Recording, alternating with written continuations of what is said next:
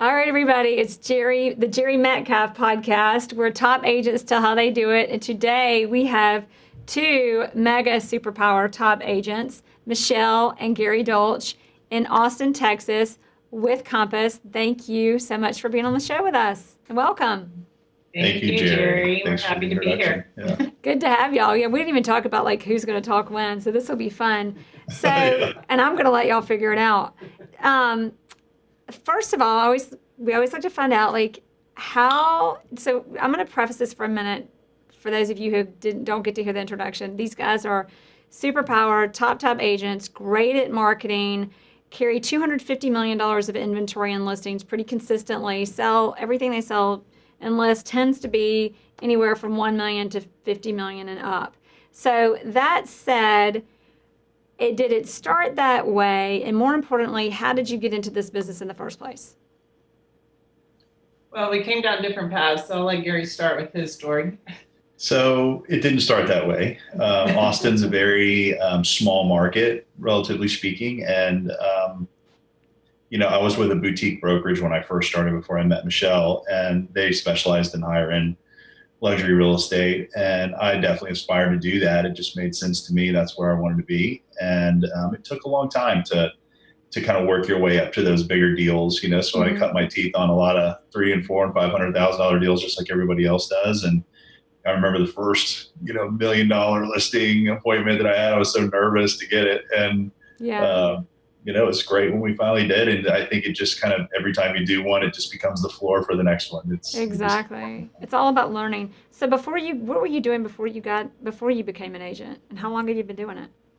I've been doing it for 14 years now. I went to school and basically paid my way through school selling cars. And so I was a salesman. Oh, I mean, after that, if you can sell cars, you can sell anything. Yeah. Since every dealership's got the same inventory on every corner. I mean, at least houses are all different. So I learned how to sell cars. I was one of the top person there and worked my way through school doing that, had a blast, and ended up being in management there and stayed in the car industry for the first 11 years of my career. Oh, wow. Okay. And then I actually got out of the car business. I was in Austin. I moved to Dallas, and Dallas was a big, great city. And it made me realize I was not going to continue to be in the car business anymore. So I came back to Austin and started a little high-tech company and went through a couple of small rounds of seed and angel financing and funding and ended up selling it, making a little bit of money, and knew that real estate was a great place to put it. And so I went and got my license because I was going to try to be a real estate investor, and got my license and started to do it a little bit. And in the process of me looking for real estate, realized that there was a super opportunity out there just based on some of the folks that I'd come across and how part-time-ish they seemed to be. And I thought, wow, if I put all the things I learned in the car business to work for me here, it could be an amazing career. And that's really what launched it. Oh, wow. So now, because the two of you are, obviously you're married and you work together, but it wasn't always that way. So Michelle, give us your story, kind of where you started, how y'all met, how you got into the business. Did Jere pull you in this, or yeah? No, he didn't. So I was in the restaurant business for years, owned a couple of restaurants, catering company, and then went to work in the corporate world of food and beverage. That was not a fit for me. So you guys hard workers, car salesman, dealer, and then restaurant, real estate agent is piece of cake after all that. So well, people think that, Jere, but it's a tough business, and it requires a lot of hours and dedication. And so I did a few other things in between that, but then decided real estate was interesting. I was a people pleaser and loved helping people, so it was a natural fit. Fortunately for me, I was able to get my license and start immediately at Sotheby's. I knew the broker. He took me in under his wing, and shortly after that, I was in a GRI class, and Jere happened to be in that same class. Now, how many years ago was that? That was almost 11 years ago. Oh, wow. Okay. And I asked. Fortunately, it was a week-long class, so I stared at her for a week, basically. Yeah, 5 days he stared a hole in me, and on the last day, I'm like, this is crazy. I got up and went over and introduced myself. And what, Jere? You didn't even introduce yourself? Oh my God, that's really trade sweet. worked. It was amazing. Oh, so you were up to it. Yeah, I doubt that. That's awesome. Yeah, my cheesy one-liner was, hey, don't I know you from somewhere? You look really familiar. And Gary's response was, yeah, I was thinking the same thing. Maybe we should grab a drink and figure it out. And the rest is history. Oh boy. So you cut to the chase right away, though. I mean, like right away, just seal the deal. I mean, that's how you know we're good salespeople. That's right. Seriously, that's awesome. So you met in the class, got together, and then when did y'all start selling real estate together?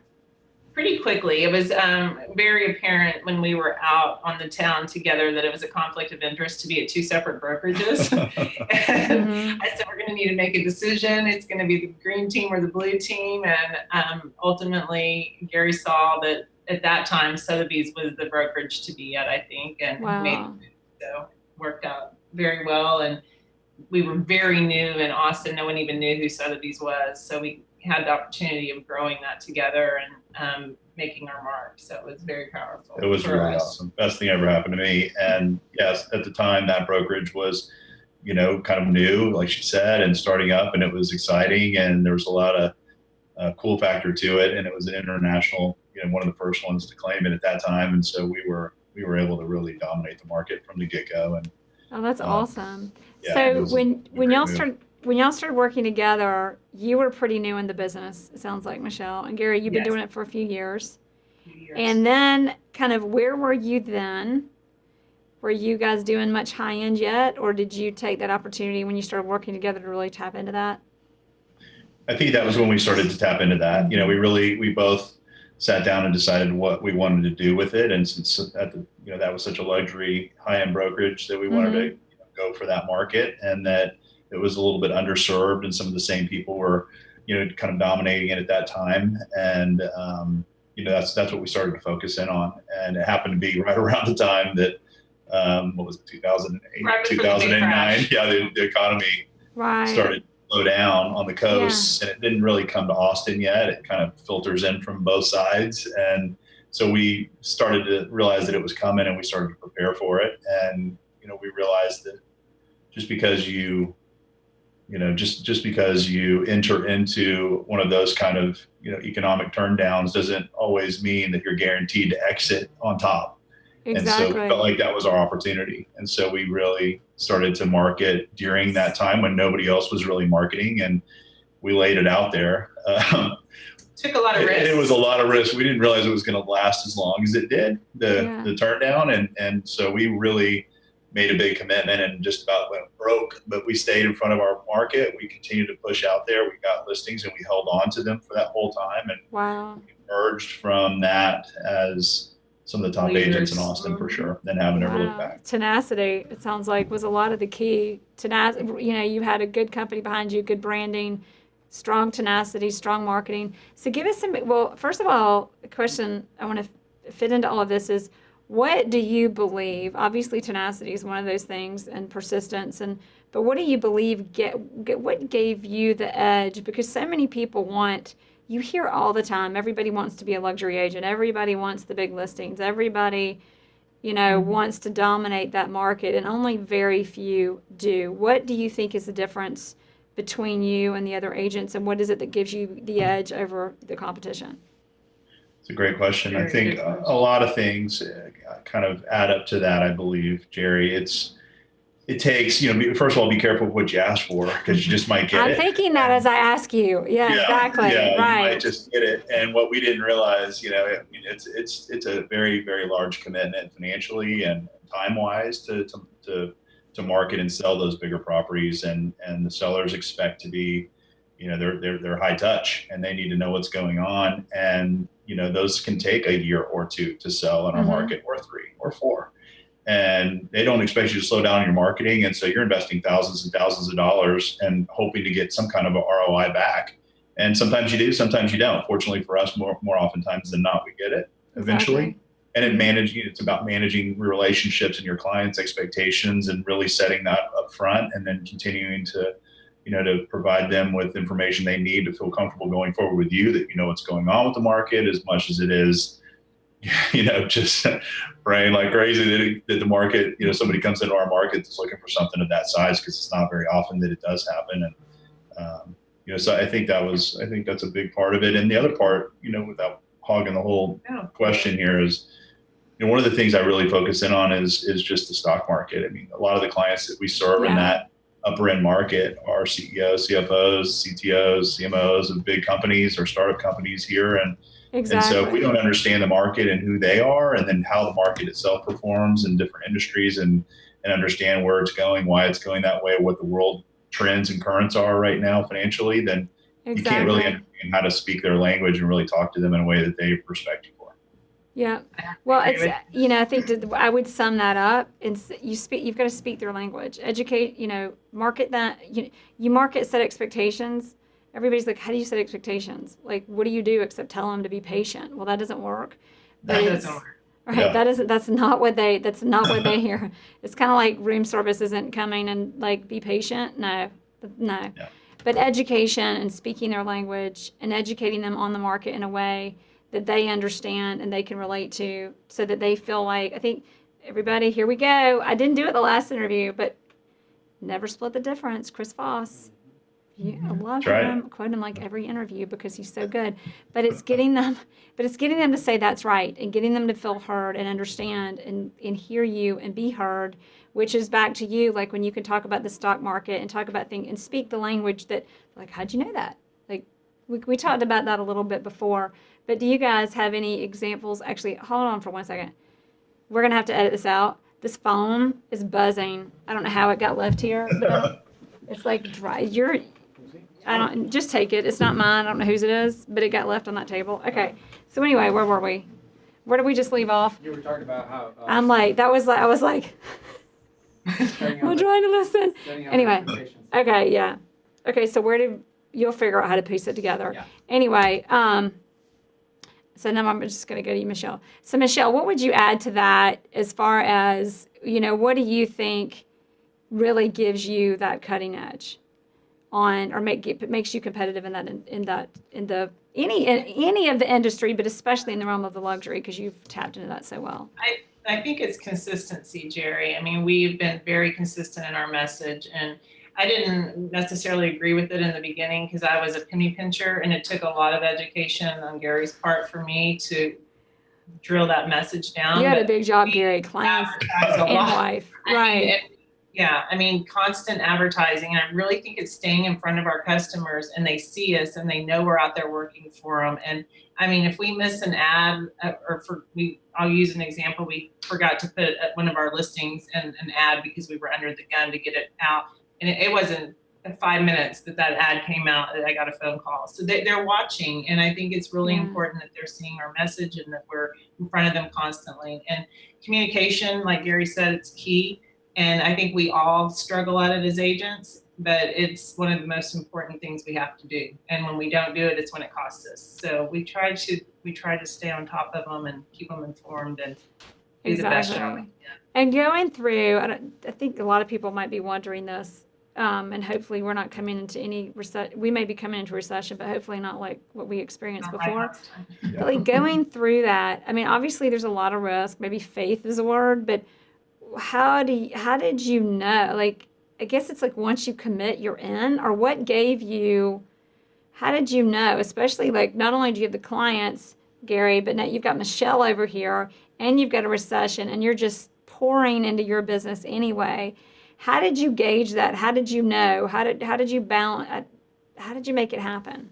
Oh, I'd say it's faith. All right. There's a lot of faith there. And fortunately we had each other, we had each other to bounce off of, because we would have gone crazy. I would have gone crazy if, as long as that lasted, and just trying to stay, motivated and passionate about what we're doing. But together it worked out really well. And so, I think that you have to believe in what you're doing, and you have to believe that the market's going to come back, because it always does. And the correction is just a normal part of the cycle. That correction was really deep, and I don't think we'll ever see another one like that again in our lifetimes, hopefully. But we believed that this is what we were going to do. We had to really make some hard decisions. Is this what we're going to do? Is this how we're going to make our living? Is this can we service these clients, and can we, fight, and are we willing to take this big of a risk? And we decided that the answer to that was yes. And so we pushed it, and we just didn't even look back. We just did it as long as we had to. And we rang up credit cards even after we spent all of our savings just to get through it. And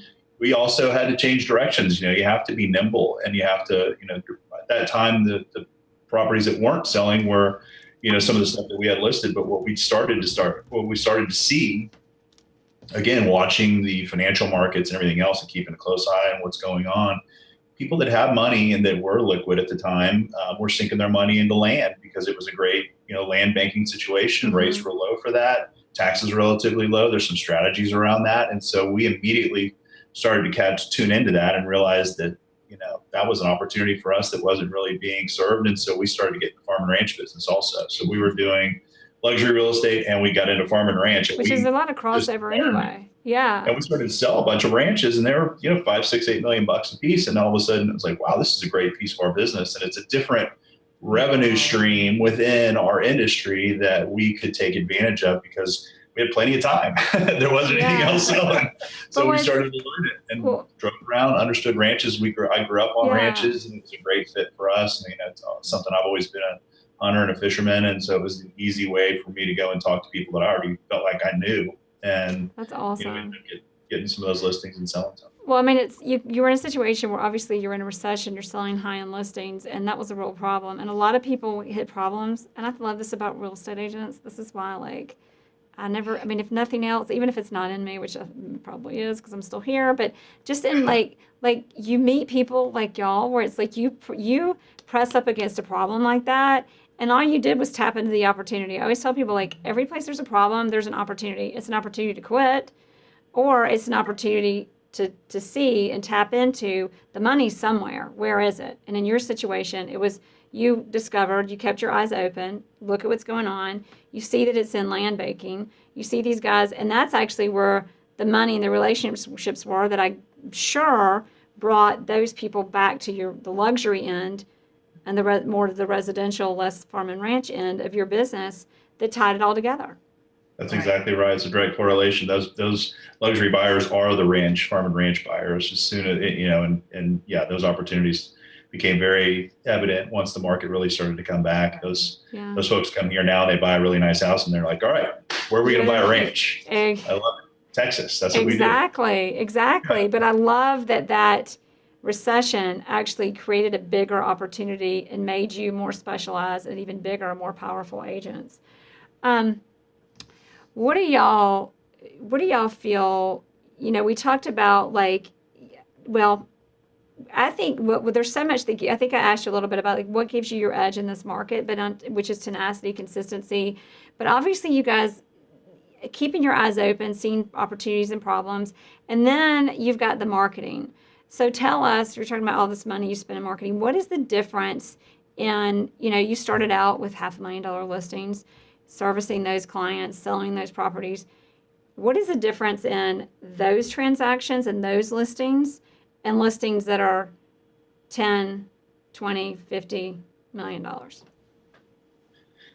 It's a great question. So in addition to what we would normally do for any listing, when the higher they go, the more targeted your marketing has to become. You can't, what we did in the old days was, we call it spray and pray, kind of shoot it out everywhere and hope that somebody you catch them in the crossfire there. Now you really have to be targeted. So we started to cultivate relationships with some of the big financial institutions in and around the region, Northern Trust and big banks like that who carry a lot of very high wealth individuals. And not that they would give us their contact information by any means, but, just being exposed to those guys, they asked us about the market. They wanted to hear about it. As we gained their trust, we got access to their clients to come and speak about what the luxury real estate market was doing. And, that's a great way to get in front of some very interesting folks that you wouldn't normally have access to. And so things like that, family offices we market to, investors we market to. We built a database over time that we can task with different types of properties and try to figure out where the demographic and where the psychoanalytics need to be to find the right buyer for this particular property. And then we go after them. And we continue to push down that road until that either dead ends or we find the buyer, and then we go a different direction. And it's really about blocking and tackling and just figuring it out. But they're all like a jigsaw puzzle, and you just figure out where the pieces go over time. But most importantly, going back to what we originally said, it's just consistency, persistence, continuing to make the message as clear as possible. You only have one chance to impress a buyer that's really just ready to spend $20 or $30 million, and you better have all the answers right now. You don't get to go back and say, I don't know. So learn them, live them, become super intimate with each of the properties that we market, and just tell the correct story. That's what we do. But I think the question was, what's the difference between a $500,000 listing versus of what we do for marketing? Pretty much nothing. I mean, we treat them all the same. And I think the only thing that we scale back on something that's lower end versus a luxury property would be print media.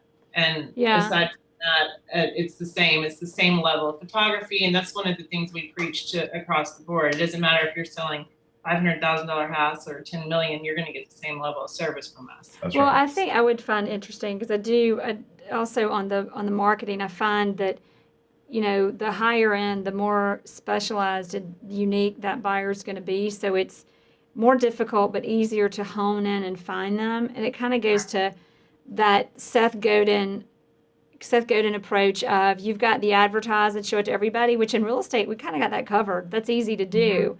But finding the person who's probably hiding with the money, who doesn't know the opportunity, and making sure they see it, is cultivating those relationships. On $500,000 properties, you might be cultivating a relationship someplace else more easily versus on the multi-million-dollar property. And I'd love to know a little, because I know you guys do cover a broad price range.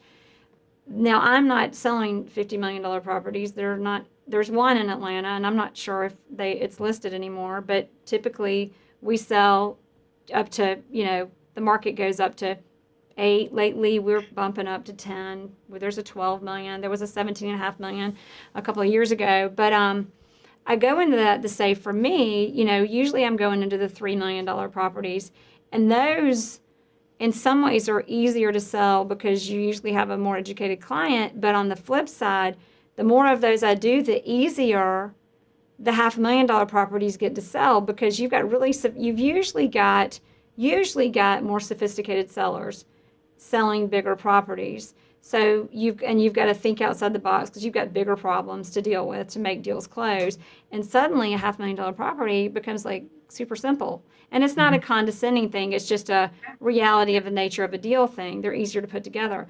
Do you guys find that you bring one experience from here to the other and vice versa? Or what do you find how do you guys find that you're dealing? I mean, that's kind of a broad question, but do you find that you have the same experience or some examples of what you've learned from one industry and brought it to the other, or vice versa?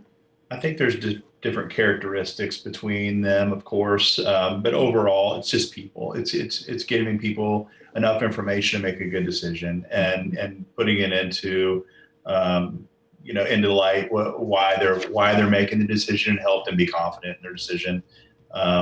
So I think that some of the differences between the $500,000 listing is a lot of people in that price range are more inclined to be a lot harder to negotiate. They're going to get every dime out of those deals, and where the bigger ones are it's a little bit different. It's about timing, and it's about just how where the tax cycle is, and what makes sense, and where and how long you've been through the process. So it's just there's some differences there, but people are people. I think that it's just really it's just a matter of communicating and giving them the best information they can get to make a good decision. Well, I love what you said, giving people as much information as possible to make the best decision possible. I think it's sometimes people in sales, which may be why people don't always love salespeople, is because they feel like they're being forced or pushed to make a decision, where it's like with a home, we just educate them, give the information, read Chris Voss, I'm kidding, never split the difference, and they'll make the right decision, or they need to make the right decision, or we won't continue to get future business. So, Michelle, what do you, because you guys kind of have, I feel like Gary kind of really hones in strategically on, this is the buyer for this property and this property. He gets a little more strategic, whereas listening to you, I think you probably have a lot to say on, and tell me if I'm wrong, on, really customer service. Like we've got one super strategic, super informational, educational guy, and then we've got Michelle over here bringing in kind of the feminine side of it, of nurturing, taking care of clients, making sure that they feel connected, that they don't have some guy who's really good at numbers, finagling the whole deal. So tell us a little bit about your role and how you kind of bring it all together for the team with that. Well, it's true. I mean, I think that's what makes us such a dynamic team, is because we do have two total different personalities and perspectives on every listing that we take. And we know right from the bat who's the right fit for that particular client. And we learn really quickly who's going to work with that client the most. But I'm more the caretaker, the nurturer. I have the eye for the staging side of it. I have the more compassion and versus Gary's more analytical. So it works really well because they get the best of both worlds. Yeah. And it's been great for us. And yeah, we have our roles and we know them. I mean, when we walk into a listing appointment, we sit down and we immediately know who's going to take the lead, because they will inevitably, hone in on one or the other. Yeah, we're smart enough to see where they're spending their focus, and the other one just kind of backs up a little bit, and we take the lead and run with it. But yeah, it takes two of us, Jere, to be one super agent. It takes two of us and all of our personalities mixed up. Yeah, and I love that, because I find that I take on a lot of a team behind me, so I can bounce off of the team that supports our listings. But in the same, I also find myself often bringing in another agent and having a co-listing. So sometimes you kind of need the good guy, bad guy. Sometimes you need, to be in front of them, or sometimes it's not just me. You have another agent that's coming into the deal, also representing the seller, that gives them their own version of the same story, or in their own words, to give that additional perspective. So you guys have that at your fingertips, basically, like all the time. Built in, yeah. So you're going to have two different answers. So I don't know who's going to answer this first, but we talked a little bit about this before. But everybody always wants to hear about the listing presentation. And y'all have done listing presentations for less expensive properties, and you've done listing presentations for the uber expensive $50 million properties. What is the difference between the listing presentation on each of those? Where are they the same and where are they different? So I'm going to be very honest. Gary and I, you better be honest. I'm kidding. Very diligent about our listing presentation and presenting the book and doing the whole spiel. And over the years, we've kind of stepped away from it, and we are the walking listing presentation. And we walk in and we just meet them, and we know instantly if there's somebody we're going to want to work with, and if they're going to want to work with us. And then after we go through our spiel of just speaking to them and getting to know them and walking the house, then we walk away, and Gary, who's really good at that, presents them with a business proposal. It's not necessarily a listing proposal, but it's basically a business plan and how we're going to market the property and get it sold. So yeah, we do it a little unconventionally, and I think we talk about all the time that we need to get back on track with that. But a lot of time, I'll go back to the Sotheby's days. Our listing presentation was a book. Nobody was going to read that book. I mean, it was just this fireplace material. So we, over the years, just kind of stepped away from it a little bit. But we're excited about the new Compass tools, and we're going to put them to use. And I think it's still just it's about our personalities. We're going to sit in front of these people, and we're going to find out about what they're interested in, what their expectations are, set some expectations on our end of what it could take depending on what type of property it is, and just I very candidly explain to them where the market is and where the market's going and what their expectations should be, and make sure we're in alignment, because really it's a marriage of it's like building a monster house with somebody. I mean, you're literally, we're going to be hanging out together for a couple of years probably to get some of these things sold. And, we can be on the same page now because the foundation needs to be set. Otherwise we just all need to go different directions, and we'll catch up with you after you fired your first listing agent. Exactly. And you probably had that happen a few times where we have, and it's hard to walk away from that. Coming from our backgrounds, we're fighters and we want to get every deal, but exactly. The hardest thing that we had to learn was no. And we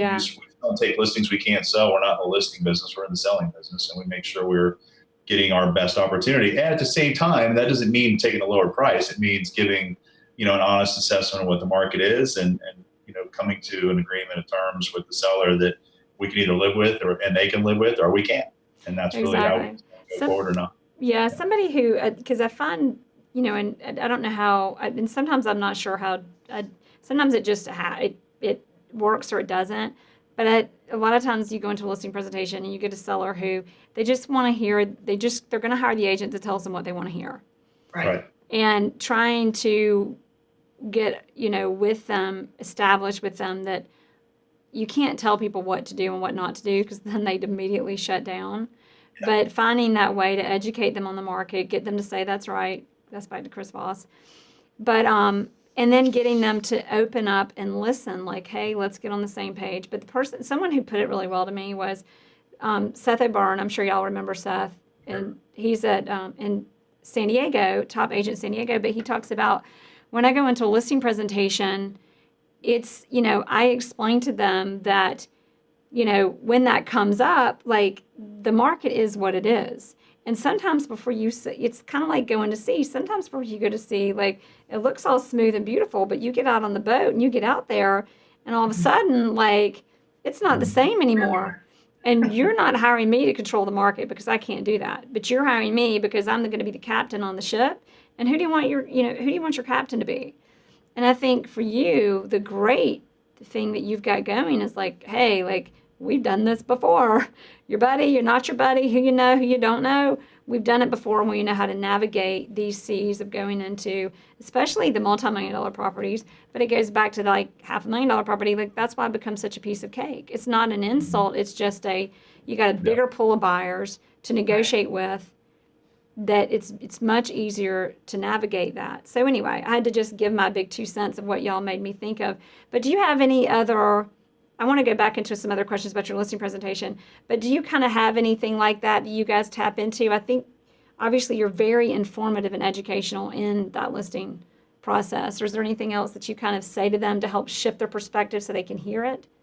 We have a different analogy. Seth is over there by the ocean, so he uses that ship thing. We're, of course, in Texas, so we use a football analogy. We quarterback this thing through all the way, and we've got, a team that we use to get through it. So that's what I need to use. You have to describe it. You have to understand. You have to understand it's a process, and that we are experienced with it. We're good quarterbacks, and we know exactly where to throw the ball. But it's a team effort. It's not just there's not just one thing that we can do to make one particular property sell, and they're all so unique, and so it's custom, 100% custom. Yeah. Just like their homes, it's 100% custom. There's not another one like it. And so the approach has to be custom for each one. We have to know how to do that. So there just cannot be a one size fits all approach. Yeah. Another selling point that we always use that seems to be pretty powerful is the team of Jere and Michelle, and how we're at every single listing together for a showing. And inevitably you have a husband and a wife, they go different directions. You always have one of us in their ear at all times. And it's important because you're overcoming their objections and there to talk them through and, actually help sell the house. So I think that it always resonates with the seller as well. They really like that. Well, and there's some statistic about like men and women, people will trust a man.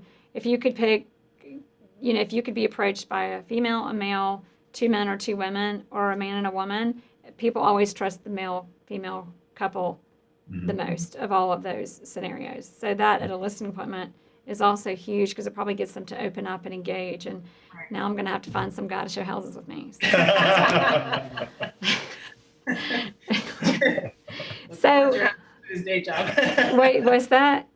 Don't let your husband quit his day job. Well, he's got a real estate license. He's just doing commercial office tenant rep. Fun life. He's trying to get, he loves houses. Anytime we want. He loves houses more than I do. I mean, he really does. He should be doing this, but he's too good at office tenant rep. So anyway, so I wanted to ask a little bit more, and then we're going to move on. But your market, because we don't talk enough on my show about the listing presentation, and y'all are obviously somebody who's really fun to talk to about it with the kinds of listings that you win. And I would say, and you probably would preface the same, is that you can give any listing presentation you want, but usually you've probably won that listing before you ever get there, or you haven't. So getting to the listing's just informative. It's before you got there, they ought to know, they need to know they're hiring you. But even so, or is there anything I want to add to that before I finish my question? No, I think it just goes back to, reputation and consistency in your marketing. The whole idea of marketing is to get known. And so if we can't market ourselves and have them know who we are before we come in the door, then we have to do our jobs. Exactly. We got to do the jobs that they need for their homes. Exactly. So when somebody sets up a listing appointment, do you do anything beforehand, or do you just kind of show up, do the interview, and then follow up with that marketing proposal? We do a little bit of background just to understand if it's been on the market before or what's the situation with it. So we aren't going in totally blind, but we try not to make decisions based on, previous listing, what they bought it for, what they sold it for. None of that's relevant in our opinion. So we just want to go see the house, what condition it is today, meet the sellers, understand what their motivation is, their timing, all of those types of things before we even jump into whether or not we think we can help them and then how we're going to help them. Because like I said, the listing presentation is not a presentation, it's an interview. It's really an interview. It is an interview. And we consider it, and this has been another thing that was hard for us to get, but over time we've learned is that we're interviewing them just as much as they're interviewing us. We've all had clients that are difficult to deal with. Such a hard lesson. Miserable, and consider whether or not you want to continue to do real estate or not. I mean, some of them can be really bad, and we won't do that. Yeah. We don't put ourselves through that anymore. And thankfully, 99.9% of everybody we come across are amazing people, and so we end up being friends with them over the period of time because you've spent so much time together. So it's exactly really a fun part of our business. Yeah. So you get the phone call, meet them, do kind of the interview with them to really get the full story. What's going on? What do they really need? What do they really understand, not understand, need to know? Do you really want to work with them? And if everything gets through the first, you close that meeting with, you're going to send them a marketing proposal. So you put together a marketing proposal. Now, do you send that to them in an email, or do you print that up, make it pretty, and show up and walk them through the marketing proposal for a second interview? It depends. It's a Depends on short the story. client. It depends. Every client's different on what they require. The type A folks typically are who we are. Type D or type A's, depending on which one you subscribe to. But so they want it to go much quicker than that. They don't really need to see it twice. So the type A's? We'll send it to them, and they can go through it. If they have questions, we'll be, they're available for that. If they want to see us again, and we're happy to do that. But typically, they just want it to go fast. And on that marketing proposal, do you kind of have a template that you adjust and alter to the? Very much. Because you got to have so. something to base it on. We have a guideline, that we use, and we know typically we know what we're going to start doing before we even leave the interview. But we craft a treasure map on how we think we're going to get there and provide them with as much detail as we can about who we think the buyer is, what their demographic will be, and where we think they're coming from, and how we're going to approach our marketing to get to them. So we typically go, start locally and kind of draw a big ring around our city, our market, and then draw a bigger ring around it and how we're going to go after those folks, and then target certain feeder markets around the country where we think that that is our best shot if they're going to be relocating to our markets. And then we make a point to go out and either visit firsthand with some of the brokers in those markets, depending on the property and how special it is, or at least, digitally or phone calls and get on the phone with these guys and let them know about it before it even ever hits the market. That's how we know one another. Y'all are great. That's how we know. We're marketing, we're networking. Establishing relationships with top agents in other cities. So you have to do it. It's a critical. And I think that's such a missing component in our industry. So many agents, fortunately for us, because it's like, nobody listened. Yeah, now you're telling them all. But no, anyway, but it's such a crucial part of our business, having those kinds of relationships. Not only is to sell real estate, but also to learn from one another, because it's so much easier to share with agents. It just is on a conscious or subconscious level to share with agents in other markets, as well as to generate those buyers that can afford those high-end properties in your market that may not be in there, especially in Atlanta is one, or in Austin, where you've got expensive properties, but it's a small market, and there are only so many people in Austin that may be the buyer of that property. So that marketing proposal, and then I promise I'm going to move on, but this is good stuff. Who created that? Did y'all come up with that together? Or, Michelle goes, No, we both created created it together, but Gary. I show it to her and she goes, no, and then she changes it, and then I change it again. So yeah, it's that's a definitely smart woman. Like she's like, Gary, get back to work. That's not any good. Let me know. Yeah, I'm the editor. He's the creator. That's awesome. That's awesome. Back in a little bit. Gary, not any good. Get back to work. Get back in the dungeon. No, we're not going to Shanghai to go market this property. But there's this thing we could do there. No. Some of them actually you could, but yeah.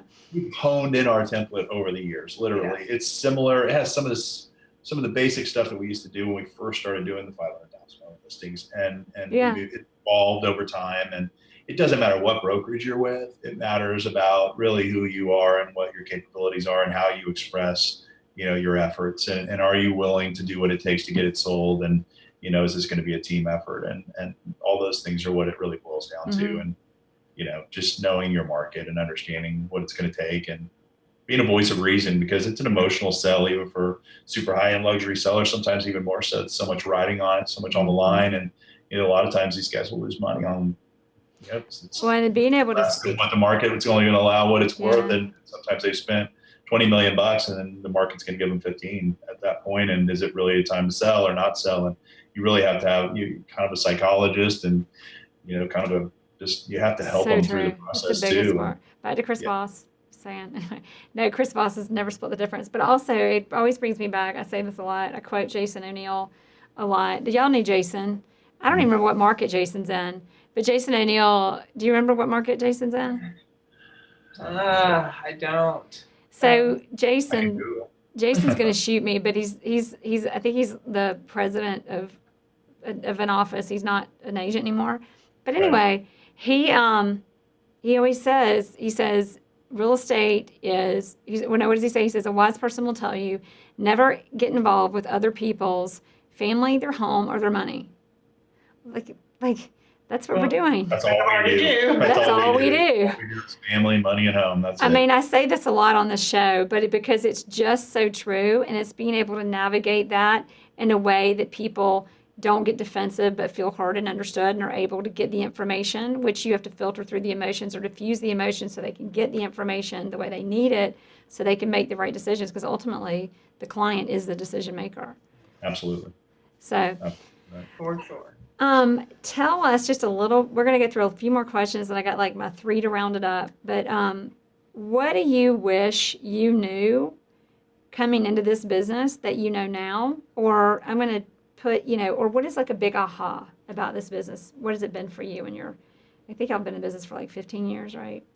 I think there's a couple of big ahas that we've had. We were talking about, those kinds of things not too long ago, and it's, a big aha moment too is just really, so Michelle and I have always tried to give back. We do that, and that's a great thing to do. And you get a big aha out of that too. You got to give to receive. But in our business specifically, we've had agents approach us and ask us for help. And how did you guys do it? And how did you get there? And could you help us, or could you coach us? And within the amount of time that we have, we often do, and happy to give people information. And you can really tell a big difference in people that just try to hold their information close. I'm not telling you, then you'll compete with me.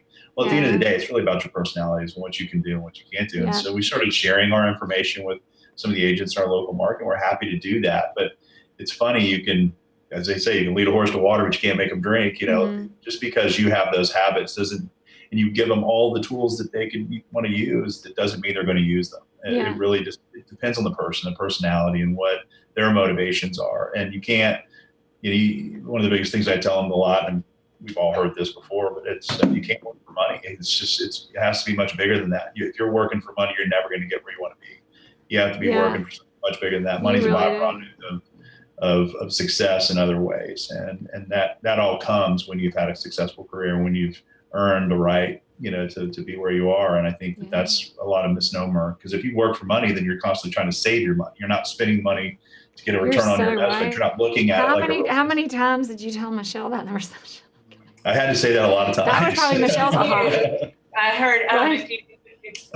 if you had to spend $500 to make 10,000, would you do it? No, I'd say if you spend $5,000 to make 10,000, would you do it? She's like, no way, I would never do it. I'm like, hey, that's 100% return on your investment. You have to understand how business works. You have to know. This is how it is. Me. Those were people in our class. But it is true. And so I think that's a big aha. The other aha is, one of the things that I really regretted originally about being in real estate was I had all these friends who were doing these cool high-tech jobs, and they were flying around the country and having meetings in Palo Alto and all these New York, all these great, Tom, I'm in real estate. I don't really get to travel or do any of that kind of stuff. I'm just going to be here. And boy, has that evolved. That was the big surprise for us, is that we travel more than they do now. We're traveling. Yeah, we were in Compass headquarters last week. We're in New York City, we're wherever we are, all over the West Coast all the time, because it requires us to be able to network with our clients and to be able to go out there and talk about our. Well, and it goes back to that targeted, honed-in marketing for those super specialized properties. Right. Yeah. All right, Michelle, what's your aha / what do you wish you knew then that you know now? Meeting Gary. We're going to have Michelle back on the show without Gary. Nice. Perfect. All right, give us another one. You can do better. Gary's ego is as aha as it can be. No, it is. And we're not going to edit that out, by the way. I think, I think that people go into this industry thinking that it's so easy.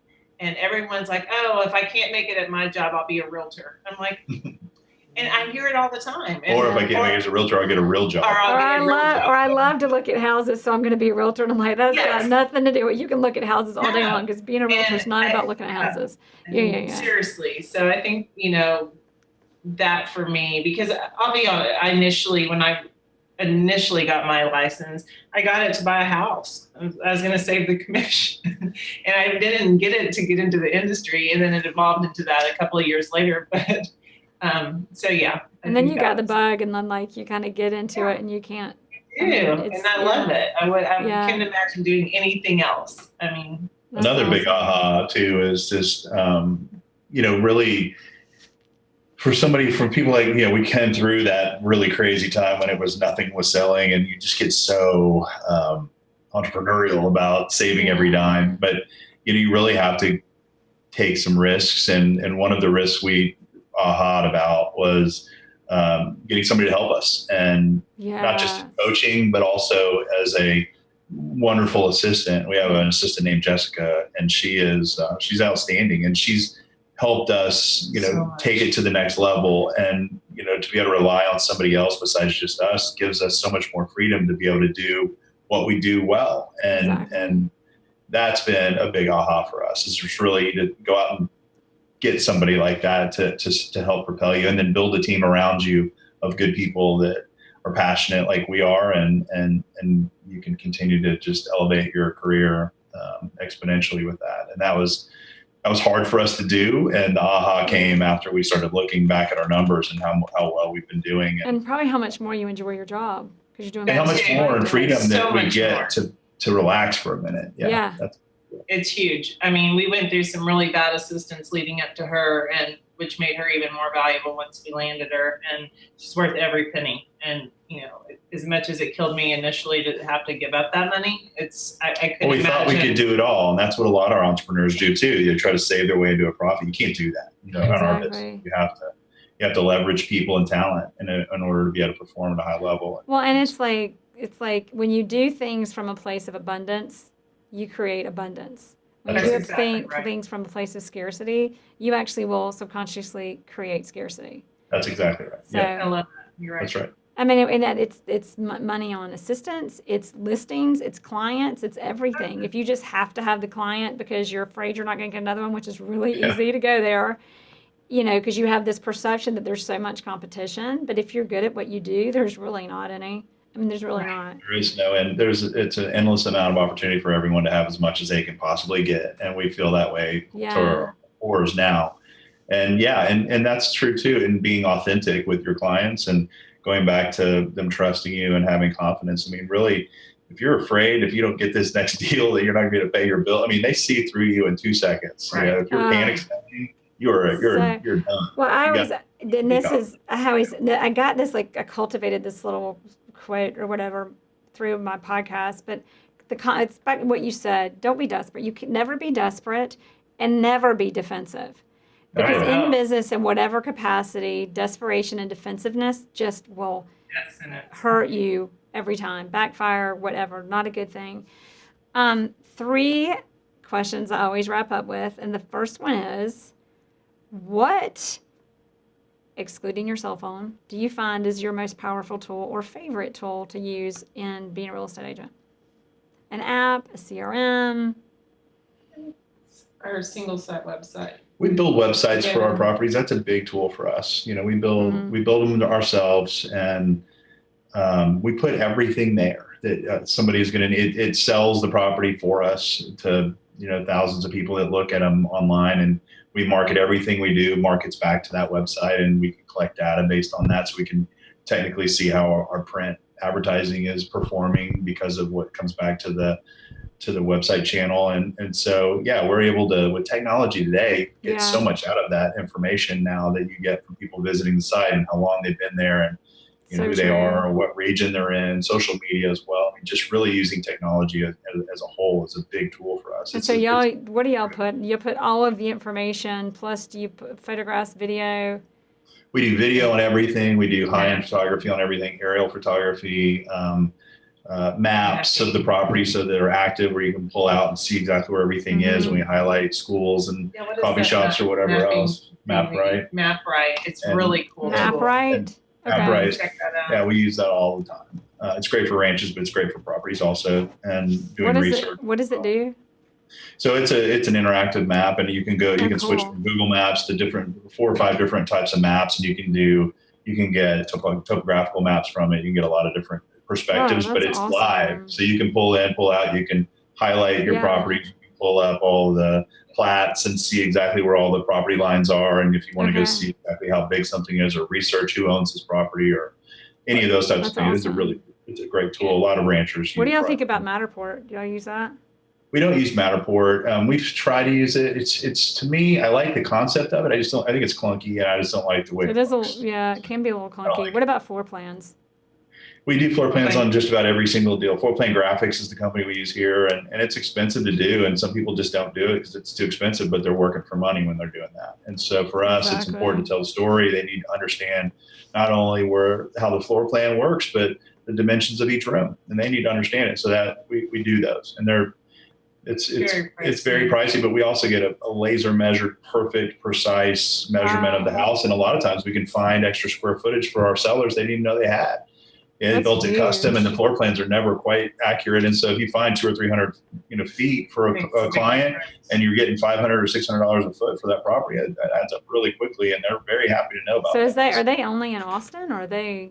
They are. That company is, but that it's a CAD system, and there's probably people in every market that provide that type of service, and it's crucial. We think that you just can't sell big properties really without it. Yeah. And so ours is called Floor Plan Graphics. Yeah, Floor Plan Graphics.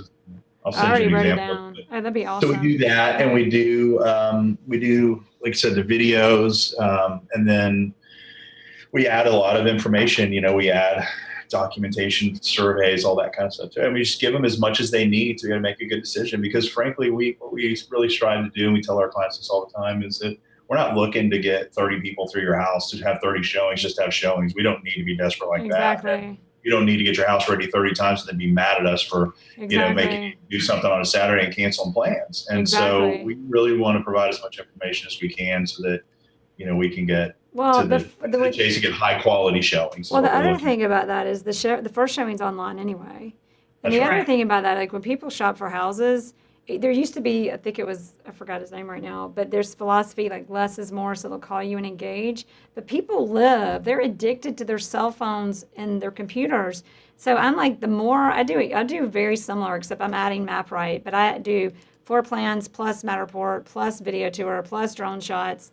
And then I've got photographs, plus I got a link to some more photographs. But that's not enough. I mean, it's like, if I can get them, once they like a property, if I can get them sucked into it and living on my webpage with all of that fun information so they can imagine how they're going to decorate the room and what they're going to do and they can live and be in it, I keep them away from the other properties. Well, there's that too, and it keeps their attention because they can look at it anytime they want too. Exactly. And it's like, you know, we sold the largest MLS listing, residential listing in Austin. It was at 25 million, and the gentleman that bought it happened to live in Austin and 15 minutes away from the property. And he'd been looking at it. It took us 4 years, almost three years to sell that property.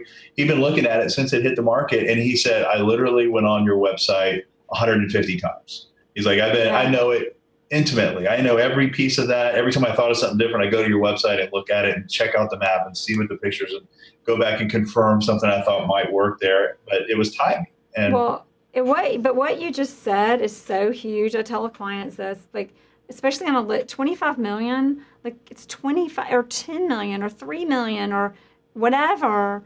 And those, depending on your market and the number of buyers in that market, that's not an easy decision to make. They're not always going to be the buyer that they probably don't need to spend it. They got to want to spend it. And it can take them 3 years to move their parts, to adjust, to spend the 3 or 25 or whatever multi-million-dollar property to pull the trigger and make that purchase. But that presence, having online, that marketing, it being there, positions it so that they are obsessing and staying obsessed with it until they pull the trigger and buy the property. Absolutely right. Probably, it probably would have been never or 10 years rather than 3 if it weren't for what you'd done. But what were you going to say? And with that said, you know, because of that, what we've learned is that we gleaned from that was that we don't drop our prices on our properties. Once we set the market price, unless the market does some major correction, which heaven forbid that happens again, but we don't drop our prices just because time. It's like a lot of agents default to, oh, it's taken too long, the client's not happy, let's talk about dropping the price. Right. Well, that client, if we would have dropped the price, he ended up buying it for very close to what we were asking for it. But we were on it for 3 years. I mean, it'd have been easy for somebody to say, we should drop it, $5 million or whatever it is. That's a good point. Get down to a number to find the buyer. But the buyer was there all the time. The buyer already saw the value, and it wasn't about the price. And sometimes the buyer's watching it, waiting. And I think and if you drop it, though, they're going to keep waiting because they want to see if you're going to keep dropping again. Because they don't need to buy it next week. I would flip that to say, if you're looking at $1 million or a price point where somebody's looking at it to move in and live in it, and there are other people, a lot more people who can afford it, that I would do. I don't know what you guys think, but I think that price adjustment becomes a little more important because now you've got more competition. $25 million property in Austin, you don't only have competition. Right. A $1 million property in Austin, you got a lot of competition. So people are looking at the property through the lens of the price, not through the opportunity to buy something truly special and unique. So y'all added that a little bit. I had to put that in there, but no, I hear you. I agree with you, and it is. And you have permission to disagree, but it's important to defend it. Defend your price and all that. And people can make an offer at any number. We always encourage people to make offers about what they think it's worth, because everybody's different. Exactly. But I think the key to that is it's important to price it correctly from the beginning. And a lot of agents overprice to win a listing, and that is the problem. They buy listings. They buy them, and it costs them. And we love to be the second or third agent on a deal. There's nothing better because we always get them sold. What is the saying? First love, second wife, third realtor. Yeah, that's right. I love it. That's right. So, all right. So my next question is, Michelle, was that your favorite tool? I think are y'all on the same page with that? Or? Yeah, what I'm really excited about is collections, though. I think it's going to be a really cool tool. I haven't learned it yet. I know it's still in the works a little bit, but I think that's going to be my favorite tool. So everybody, collections is a compass tool. It's a compass tool that you go in and can integrate, and you can communicate more easily about properties. The other new tool is going to be virtual reality. That's the big deal. Being able to take people through homes virtually is going to be the next. We're already working on it here. Yeah. It's going to be amazing when we get that. And it exists. Yeah, it already exists. I've done one. It exists. Yeah, it's amazing. Your phone, so you don't even have to fly here from California to buy your house. You just have to walk through it virtually and then go, look. No more showings. Yeah. Maybe. And then no more realtors. Just kidding. No, that didn't happen. I don't see how that's going to happen, but you never know. There's no more travel. There's not many travel agents, but the ones left are really good, kind of like realtors. Right. But that's for a whole nother interview. That is a whole other interview. That could take us a while to cover. So next question, book. What book, and if you're not a reader, give us a speaker, but book, what book would you recommend that we read that would make the biggest difference in our life and or career? Holy moly. So I don't know. I think we are readers, and I go through a lot of books. If you can see behind me, I've got a whole library back here. And so I take little bits and pieces from each book, and I really look for, things I can grab that will help and resonate with me. And then I try to incorporate that in our business. So there's not one specific. Well, I've got one. I'm kidding. Well, let's hear it. Well, yeah, let's hear it. Chris, y'all never split the difference. Never That's split the it. difference. Yeah, That is the book. I haven't read that. For Seriously, some reason. you got to read that book because it will triple your business. I'm not kidding you. I need to read it again. I haven't read it in a couple months. I've read it like 5 times. But no, what you were saying, was it $1 Million Real Estate Agent? Yeah, millionaire real estate. That was a it. big deal. It was very impressionable on me when I first was getting into business. I knew I wanted to be in the luxury end of it, and it was written by Gary Keller, and it's a great book for especially newer agents that really want to see kind of the blueprint on how it can work. But y'all haven't applied it. Well, we have in certain ways, and we Yeah. haven't in certain ways. Yeah. But I still go back to it and read certain chapters of it. It's just, it's all about timing and how everything has to be custom to us too. And so Exactly. I mean, you do such high-end customized properties that I think there's a little bit of a different angle that you might take on those versus as you go. I mean, there's so many different ways to do this business, and it works so many different ways for people. It's so many different ways to do it. And that's what I love about it. There's so many opportunities, so many channels you can take, so many roads to go down. It's just, we found ourselves in this niche, and it's wonderful for us. And we go slow because we're just so hands-on, and we need to be a part of, all the high touch points. But, we do kick off some listings that, maybe we don't have some time for, some buyers. And so, we're considering growing our team now. And that's something I'm actually going to pull that book out and start reviewing again, and some of these other team books where it kind of shows you how to blueprint that. But best practices, talking to people like you and other people around the country that have teams and are successful with that. It's letting go. Like when we first had our great assistant, get assistance, and once you do that, you realize how much more you can do. And I think that's our next chapter. That's huge. Michelle, what's your book? I don't have a Disney, anything by Disney. If it deals with a 6-year-old, I can tell you all about it. Y'all give me a speaker. Give me something. Come on. Like The Millionaire Real Estate Agent, that's a great book, but you're just you don't love that. Tony Robbins, Tony Robbins is big. Tony Robbins is, Tony Robbins is just like all about mindset. Go take a cold shower every morning and you'll be good. Do some cryotherapy. Have y'all done cryotherapy? Yeah. No, I haven't done that. I don't like we have friends that keep telling us we have to go do that. It's not that. I'm always cold. People will be sweating and I'm trembling, and I did cryotherapy. But here's what got me. Everybody's talking about doing cryotherapy. I'm like, that sounds like it'll kill you. And then I read this thing like stimulates growth of collagen. I was like, oh, I'm in. I've got that. I was like, I hopped in. I was like in every day for a week. You might look better. If this will make me pretty, I'm into it. I'm like, let me try collagen, all for it.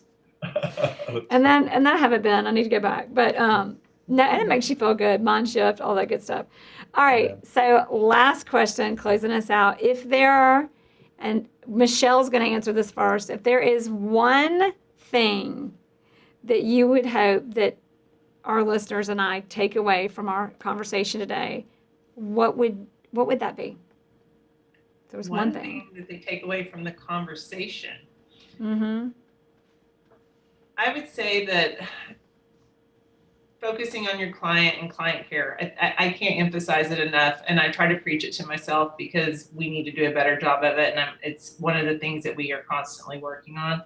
But staying in front of your client, staying in touch with them, client touches, whatever that may be, intentional gifting, whatever you need to do just to stay with that client, because a client should be a lifetime asset, like Leonard Steinberg said, and I think that is so true. It's not a single transaction. So staying with that client Awesome. and making them a lifetime journey. That's Yeah, very we've good. got a hashtag Leonard Steinberg. He is He's so brilliant. awesome. It's That's amazing. so well said. It really is. It comes back to the client. All right, Gary, give us yours. Oh boy. So she stole mine. I think I think what you have to do is you just have to be authentic. I think that's what it really boils down to. And I always think about what was that TV show where people try to sing American Idol and that kind of thing. And they're like, "Oh, I want to sing country." Like, you're not a country singer. You're a rock singer. Sing what you're good at. Do what you're good at, and just identify with what you need to be doing in the market. And not everybody can be luxury agents. Not everybody can sell, $100,000 properties a year. Everybody just needs to do what they're good at and get in your lane and do it. And Drew Brees said something the other day that it was profound, and it was just so cool to see him do it when he passed and took over the passing, number one passing yardage quarterback in the NFL in history or whatever. And all that accolade and all those people cheering in the stadium and all that fanfare and cameras all over him. And he took the time and went and kneeled down by his kids right there and just said, "I love you guys so much." And this just shows you that if you're willing to work hard enough, you can accomplish anything. And that just sums it up. I think that's it for me. That's it for us. And we work hard and we play hard and we have a great life, and we're very fortunate, very blessed to be here. Awesome. That's a good way to close it out. Yes. Thank y'all. Thanks for being on the show. That was awesome.